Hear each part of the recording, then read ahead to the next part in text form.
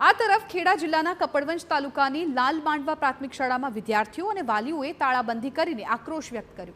લાલ માંડવા ગામમાં હાલ પ્રાથમિક શાળા એટલે કે ધોરણ 8 સુધીનો જ અભ્યાસ ઉપલબ્ધ છે।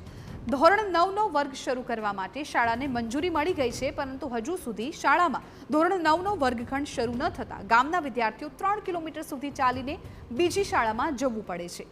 વાલીઓએ તાત્કાલિક ગામમાં ધોરણ 9નો વર્ગ શરૂ કરવા માટે માંગણી કરી છે।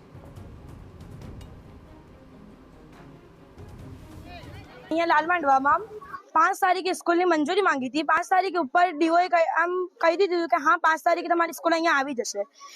आज 23 तारीख थई पण हजू सुधी अमारुं 9मुं क्लास आव्युं नथी। अहींयाथी अमारे 2.5 किलोमीटर दूर चालीने जवुं पड़े छे। त्यां रस्ते एवो छे कि त्यां एकली छोकरीओने जवा नहीं देवाय। कया कूतराने एवुं होय तो के अमे केवी रीते जईए? એટલે 2.5 किलोमीटर दूर चालीने जवुं ए सारी वात छे। छोकरीओ एकली जाय।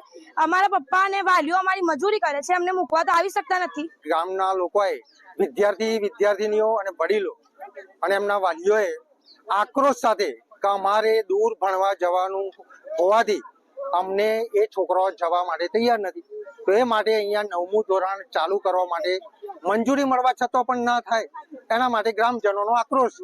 તો જ્યાં સુધી મંજૂર ના થાય ત્યાં સુધી અમે શિક્ષણનો બહિષ્કાર કરીએ।